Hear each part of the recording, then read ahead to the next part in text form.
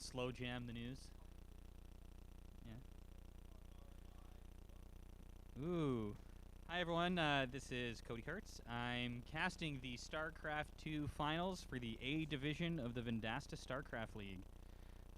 We're just trying to collect all the players here before we get going. I hear some other talking going on.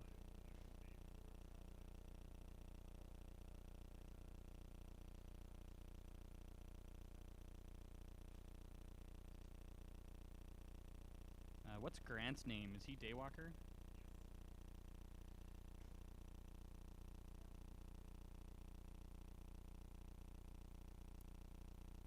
So I need to...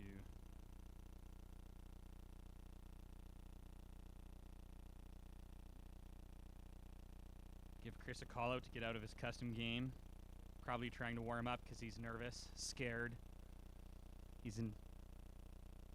Wants to make sure he does well on this global stage. We are live streaming this to YouTube. It will be available on YouTube at some point in time. Now, immediately. Although, I would prefer if people internal are not using the YouTube stream, because the internet has been kind of flaky today. Just a touch. I will answer him. We do not have a hangout going. We are live streaming to YouTube. No stream cheating.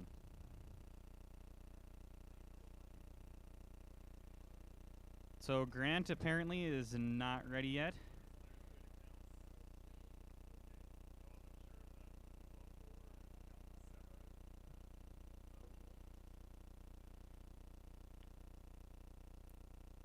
I'm unsure where those guys are set up, so we might need to be a little cautious about volume. If we see some epic cheese going on, we need to make sure we're not too loud about it.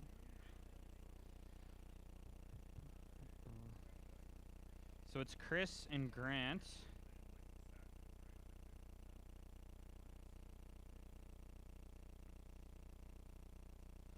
We've got a 1 sec coming from Chris. Races look okay. Someone's taking pink to win. It's a live stream.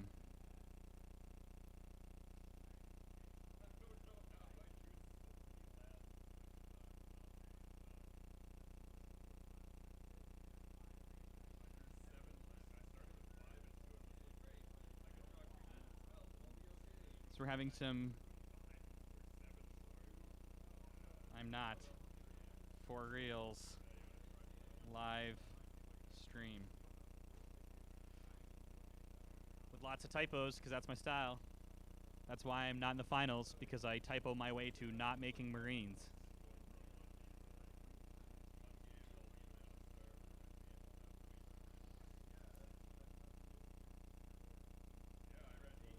We're just confirming players are okay. So this is a double elimination tournament. So in this case, since I believe Chris and Grant are the undefeated pair, they actually need to lose 2 series. Each series is a best of 3, so the first team to win 2 games wins the series.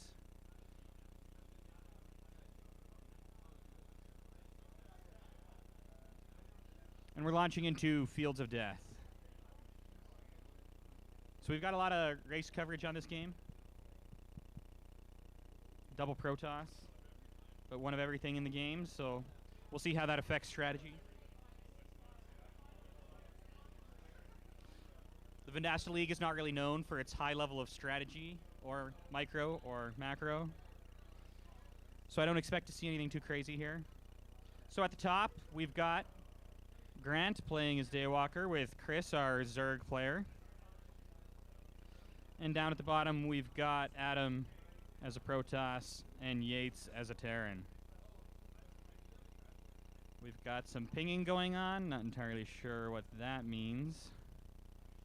Some good look, have fun emotes coming out. Everyone's build's currently looking pretty standard and straightforward. Ooh, some gas first coming here.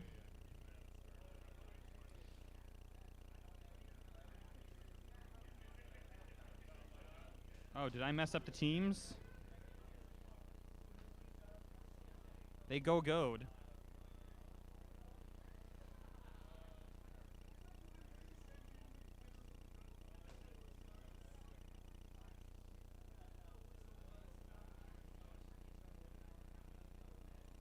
So we've got the first expansion coming down for Chris. I expected him to go expansion first.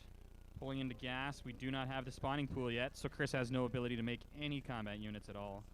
We got the wall in coming in at the south.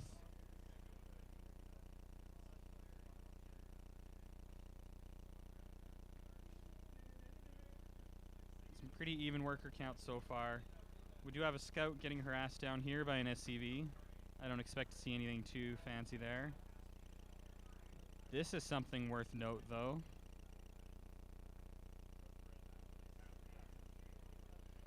We've got the double gateway coming down, so that's going to be ready for some early aggression. But it is scouted very quickly.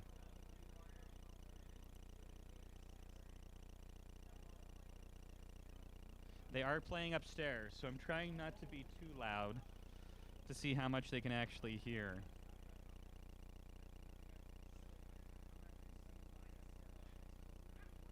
We've got an incomplete wall off going on here.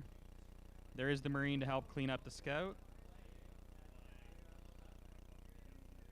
We do have some units on the way from both teams. Brent looks to be going with the 1-1-1 build, getting the starport out pretty quick. That's probably going to lead into medvacs. Given that he's got a tech lab coming here, actually, he might be thinking Banshees. So we'll see how that actually evolves.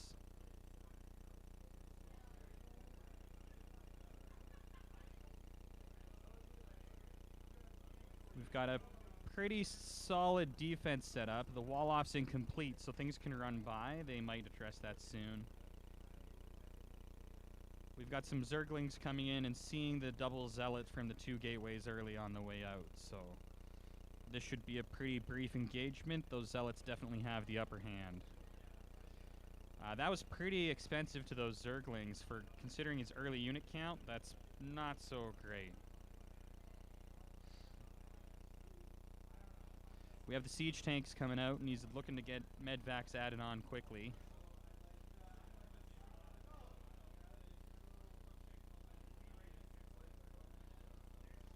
We have a pretty decent wall off coming here. That's a pretty large gap to go through, but should slow some of the traffic down.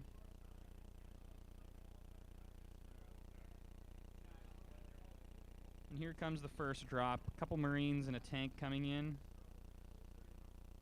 The actual defensive units we've got is actually pretty light. Lots of queens. Mothership core is always effective. But there is some pretty good potential here, especially if there's some abuse of the low ground. Using the med back to get vision with the tank sieged on the low ground. The Roach Warren is done. So this push, there is also a Phoenix, so that's actually going to be pretty good. Tank gets dropped. It is not really going to get to siege in time. Those big surround, that drop is completely shut down. Everything lost. But we got a front door hit at the same time. Again, there's a lot of Zerglings coming through here. These zealots with double photon overcharge on those gets dropped quick.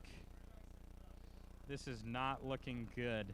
You can see the unit's lost cost here. That was not an effective trade for the players on the south side of the map. They do have a pretty strong defensive position, so it looks like off of this, Brent is looking to just continue to expand to establish an economy. They're fishy about where all those units came from, so the Zerglings are coming to try and do some damage here. This is probably... Oh, gets the probe, so there's going to be no more structures added here. With the cannon and these zealots, though, he's losing quite a few Zerglings for this push. This little cluster of buildings is probably not going anywhere too soon. But we'll see how effective it can be. We're starting to add things other than just zealots, which should make the push here a little better.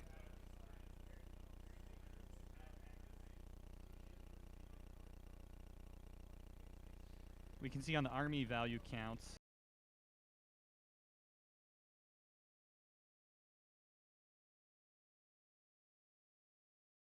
to push out defensively here, though. As you can see, he's moving tanks into position to cover his third expansion. We're finally getting some phoenixes. This is some of the first scouting information in some time from our team to the north. A push in to see if he can handle this, and a quick decision that he cannot. They are checking and seeing that there is no back base, so they're going to think that the economy is pretty low for their opponents. Not entirely sure if they are. We want to pipe sound in.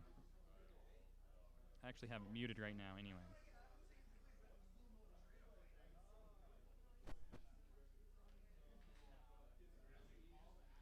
So we missed an exchange there. It did not go overly well. We've got the missile turrets set up defensively. They did on the way out actually see this base here, so that's actually a lot of good information. Yates has a really strong defensive position there. This force is building up, and they're not actually doing a good job of cleaning it up, so they're going to get that overlord. Armies have fully balanced out again here, so that early push that they made and failed with was not punished in time. There is no warp gate research yet, so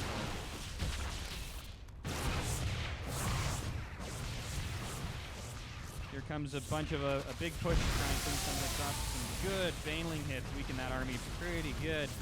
Trying to fall back, let the cannons actually support the combat here. A pretty decent position. They're getting lots of shots off. They're going to drop this overseer, but I don't think there's a lot of value in that. They should have been focusing down those roaches. That said, I don't think there's enough here to fully clean this up, especially as some stalkers are coming out to start supporting. We do lose the one cannon. The roaches are going to finish the other ones off, but the units lost here is still ballooning kind of out of proportion, where once this is all cleaned up, it's probably going to be a disadvantage for our Protoss here, but as the reinforcing Lings come in to actually shut this down. This little base is definitely toast now, and that's going to really balloon the resources lost.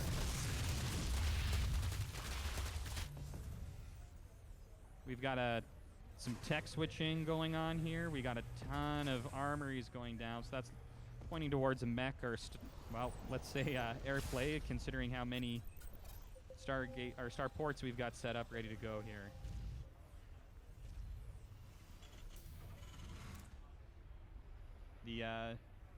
Chris did actually get into scout that they were starting this fourth expansion here, so expect to see some pressure there.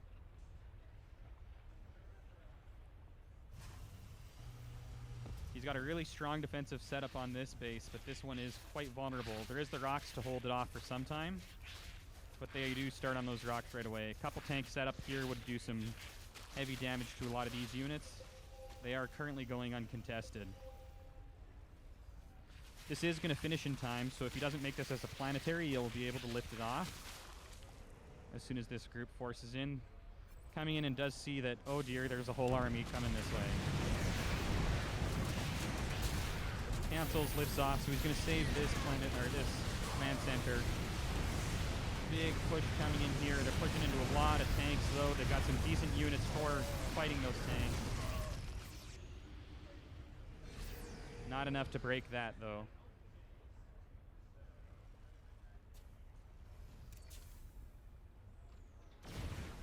That was a pretty decent trade. This base still doesn't have enough defenses set up to actually hold just yet. They're continuing with the Protoss harassing here. Zerg player has found this gold base, rolling in all of these Banelings. Oh, that's a lot of workers down. As we can see, the harvesters available for Protoss has dropped drastically. He's going to clean up all of this base too. These cannons are not going to be enough to hold against these 3 remaining roaches. Well, as he works them down, he might be able to hold on here. I don't think so. That one roach. Some stalkers taking a long walk around to try and save this base. They will. There's only a single roach to take out.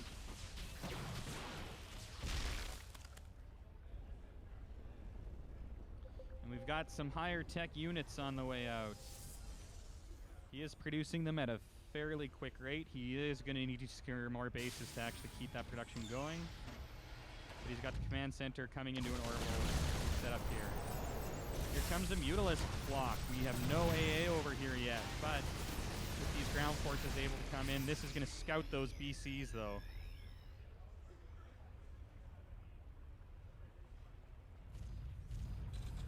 And here comes a lot more missile turrets getting added on to try and counter these Mutalists. These BCs are decent counters, but they just move too slow. Chris looks to intend to bounce back and forth between these two bases, doing damage where he can. Grant's starting to add on some of the missile turrets to take care of that. We've got a big ball down here taking care of this gold base. Extended thermal lance being added on. Considering his income and army, that's not a very useful upgrade.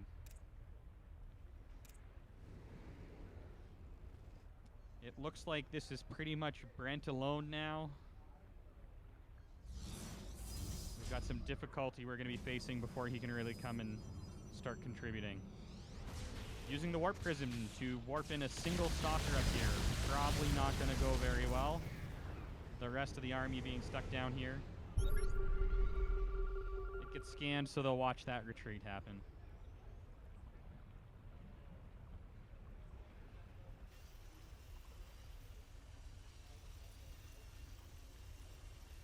We got the missile turrets set up, but the economy is sure starting to get out of control.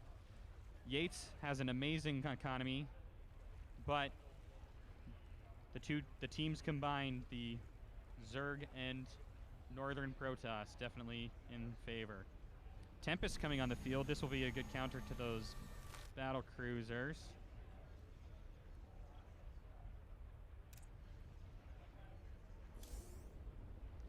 That said, we're already at 10 battle cruisers.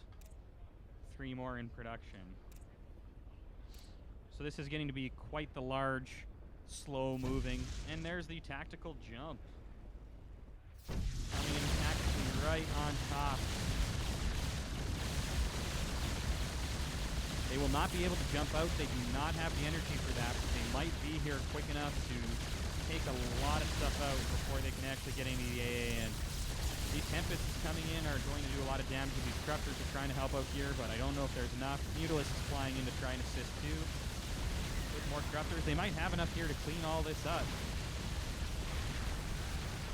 As we watch the battle cruiser count drop, still replenishing at a good rate. But cleaned up. These two BCs back here doing a whole lot of nothing. Would probably have been more useful joining the rest of the BCs. That is a lot of Crufters on the field. The BCs are probably hard countered by now. There was also no Tempest killed in that, so our North team now has control of the skies. The ground force coming in here, taking care of some of these BCs that were a bit slower to party. Tank wall still good, but there's a lot of Immortals to try and punch through it. They are dropping those tanks fast. Doing some heavy repair on these battle cruisers, trying to keep them alive. These Immortals, though, just nothing left on the ground to take care of them. Getting some work done. BC's cleaning them up finally now that their hardened shields are worn out.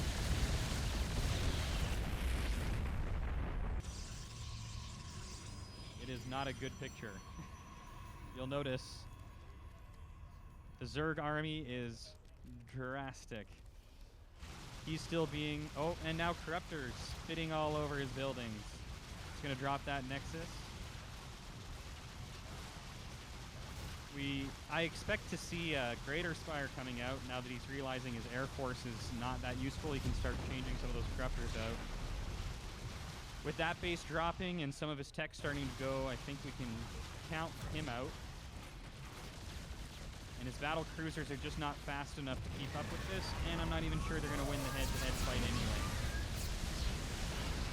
Lots of Yamato cannons used on the Mutalists. probably not the best use of them. This is all going to get cleaned up. We got a Marine on the ground soaking some hits and actually doing some damage. We got a mad rush of SCVs trying to save some of these battle cruisers.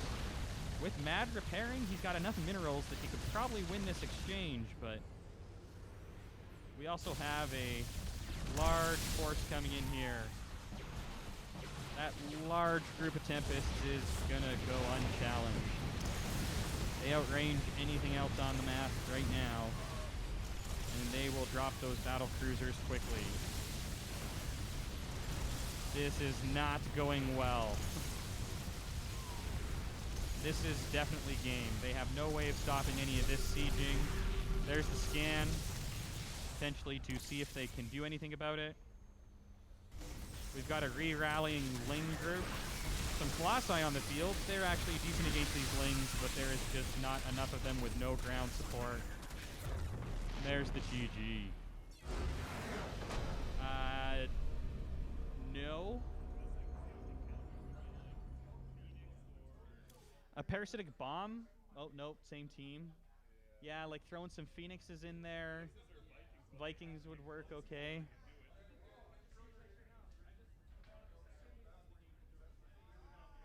And that is game number 1.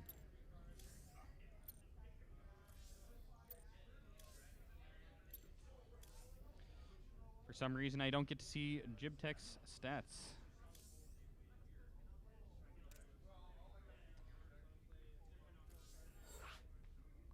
We're moving on to game number 2.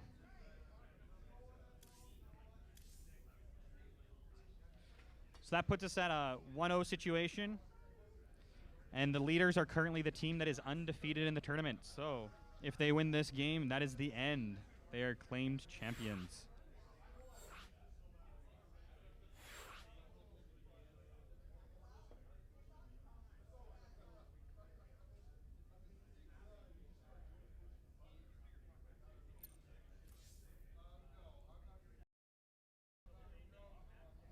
I'm being told the stream is going well, so yay. Thanks to all our listeners out on the internet. We have beer here. You hopefully have beer at home. 4 viewers. Ooh. Probably 3 of them in the office here. We're getting the go-go.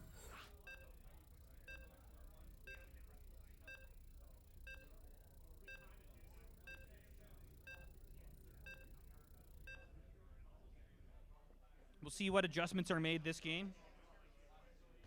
Last game, the early push did not actually get as much done, and they were allowed to build back up afterwards.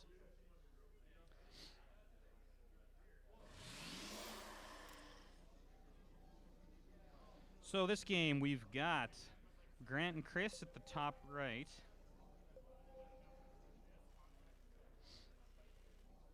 Brent and Adam on the left.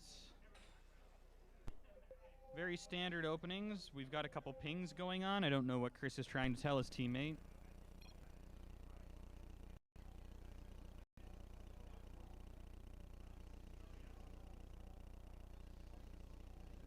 Very standard openings. No real cheesing going on. We do have the early scout coming out. They scouted reasonably early last time, though.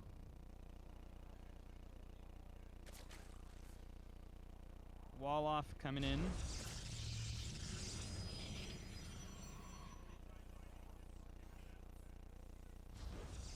Brent opting this game to not wall off. That's an interesting decision.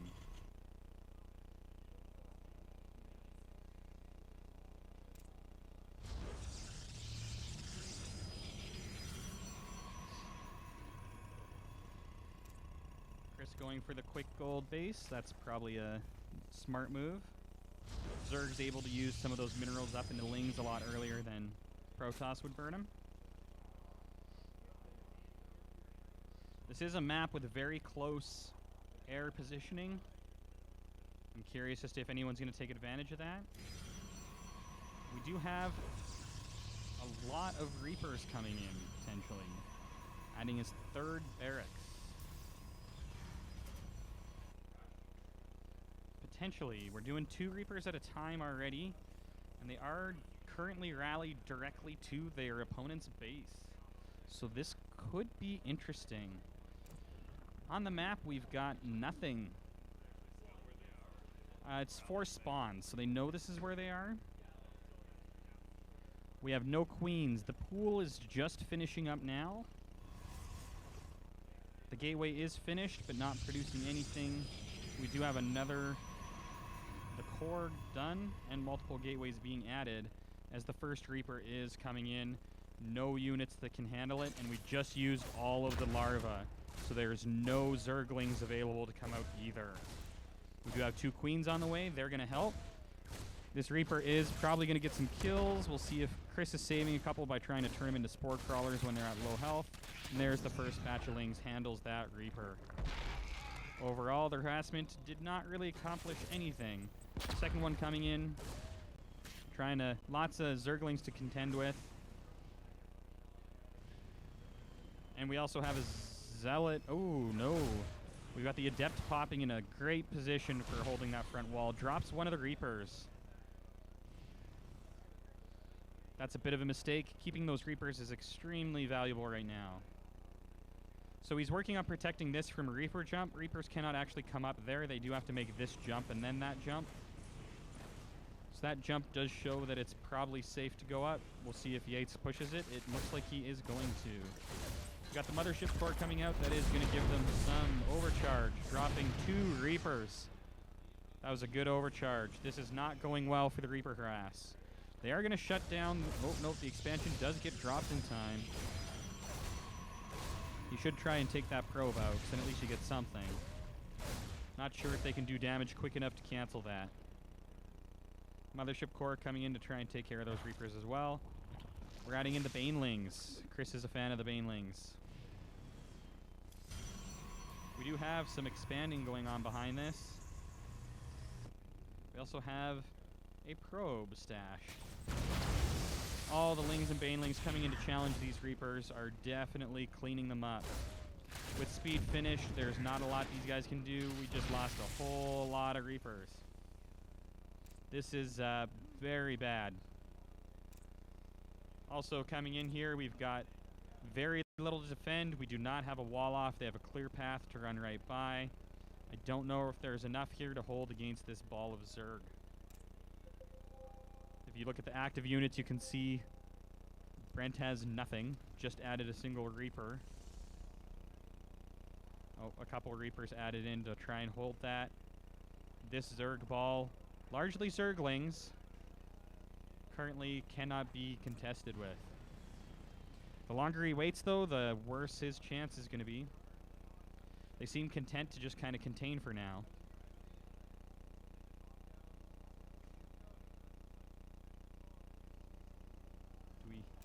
We do not have a Mothership core for defending yet either,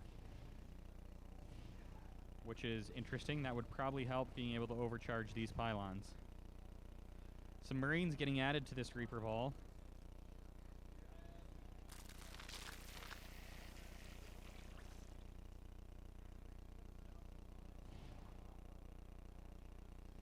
Oh, we've got a pylon. How did they get a pylon back here? That was a caster fail for not figuring that one out, but this is actually doing decent and forcing all of Chris's army all the way back. You can see all these Lings streaming across the map to try and help deal with this. He's actually going to be able to complete that warp in. These are not trading out very effectively, though. And now the Zerg push is coming in. That was a good indecision by those Banelings. They were a lot less effective than they could have been, but there's still a heavy, heavy hit to the Harvesters. 6 remaining. Ooh. They clean it up, maintain a lot of their army, which has actually bounced back to a reasonable number with that exchange. But the income graph is not going to be good. Of note, 0 minerals coming in. 7 Harvesters, mostly on gas. So, Warp Gate's done. We've got way more bases coming down. It looks like someone's going for the heavy economy. Not a lot of anything. the Oracle running the scout to see if they can find anything fishy. Trying to secure that they are in the position that they are in. Looking for hidden bases or anything. We've got a Reaper on the map now, probably going to do similar. Going to explore to make sure, find out how many bases they're on. They're going to be upset to see that we're already expanding into thirds for both players. Although they're going to get some probes here if they stop shooting at the Nexus. No, we're content shooting at the Nexus that they will not kill. There we go. Starts dropping some probes. Really slow reaction here. Oh, he is going to get away with both of them as well. Yes, he does. Those Reapers will stay back a bit and heal up to full and come back in for some more harassment. Finally trying to get the expansion out. Income is slowly coming back. The armies are reasonably balanced. We've got a Reaper here covering this expansion. Or attempt at expansion. Catches that drone. Will he get him before he drops? Yes, that was close. That's a big deny. These Reapers have actually been pretty effective at just kind of keeping them back. That one's going to die. And getting the information about what their opponents are doing. I don't know if they've been quite effective enough. We do have the Mutalisk transition coming in. Currently, they do not really have enough to deal with that. A couple Adepts coming in to do some harass here. They are slowly getting dealt with. And they move close enough to the Marines for the quick deal with.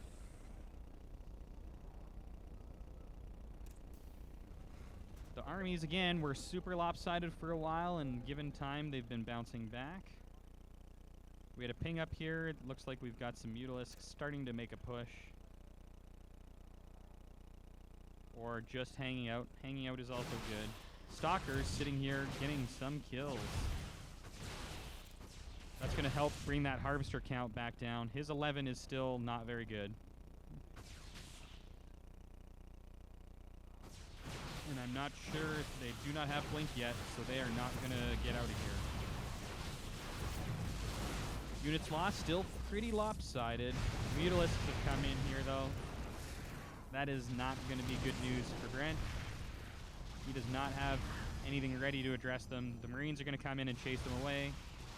But the damage is already done. This is potentially... No, he does not get the denial on the shields. That's actually really... Well, he might yet with the burning. Nope, here comes the repair. That would have been pretty big, denying that upgrade. Especially with the Mutalisk on map, he's going to need the extra life on those Marines pretty quick. So this base has been found. We're about to warp in some units to take care of it. Stalker is getting some free shots on those Mutalisks as they fly towards this target. But decides he's got enough Mutalisks to hands-on fight that, and it's going to drop. A big Marine push coming, hopefully to help defend this base. It has already lost everything. Might not be worth it. Oh, he might get an intercept on... Oh. Gets some of those Mutalisks. That's a decent pickup. He only got 1 or 2, and this is not enough Marines to deal with the ground force coming to support those Mutalisks. Especially with the walk command. Not shooting as you met that army, definitely not a good thing to have happen. And those Marines are cleaned up. That's going to be a blow to the active forces. We still have no army left. Ouch. This is pretty difficult to come back from. This is going to probably be the tournament with this push. If they keep coming as split up groups, these Marines might be able to trade out okay for it, getting the Mothership Core, cleaning up some of the adepts, and getting a high ground advantage here. Nothing left that can scout for it. Some good stutter step, cleaning up these Stalkers. With the reinforcements coming in from behind and the stim, they're going to actually clean this force up. The Mutalisks are cleaning this base out, but that pushback does buy them some time. Now, however, with both forces being able to combine, the overall just discrepancy in who's got what for forces, he does not have enough to defend this base as well as up here. So as these guys move in and scares those guys off, they're cool just making these exchanges all day. The when behind Dark Shrine coming into play. We do have detection, so I'm not sure if that's going to be able to do damage. If he warps them in directly by their opponents, maybe, but these Baneling hits could be big. Oh, that's melting away the infantry. Those trades weren't so great, but they took enough out that I think the Mutalisks can take the rest. These spread out small patches of Marines cannot deal with it. Dropping another batch of SCVs, dropping the resource counts even lower. Their economy is just in shambles. Meanwhile, on the other side of the map, we've got 4 bases going for each player. The outcome is decided. It's just a matter of them realizing it. Widowmine could get an amazing hit. Oh my god. Oh, no, it escapes. It does get the plant. That hit, they've got detection. That hit could still do a ton of damage. Not enough to keep them in the game. They've got them penned into some very mined out bases. Dropping some mules to try and finish them off. We do have a harass going on over here. It did not last long. The DTs are being effective, but there is enough detection that they are addressing that problem, and they will not be effective again. They are pretty hard contained here. Not entirely sure what hope they've got to win this. Hanging on because they want the sweet loot. We have 1 missile turret set up to defend against 1 rather large flock of Mutalisks. If they focus fire it down, it drops instantly. And this will clean up the rest of the Harvester. Ouch. Economically done. Large enough that they don't even care about any of these missile turrets, just coming to clean them up, taking out the Marines that the small groups are able to assemble to. Meanwhile, they've got the ground forces of the parent coming in to get hard here. There's the GG as Brent steps out. All the GGs are tournament champions. Will end up being decided. That's season 3 A-side tournament. Stay tuned next week. We have the B-side games coming. Is it next week? It could be. To be determined. Find out in our Slack room. You can see the army value graphs telling a big story. Big loss there. Pink isn't on the graph because they broke.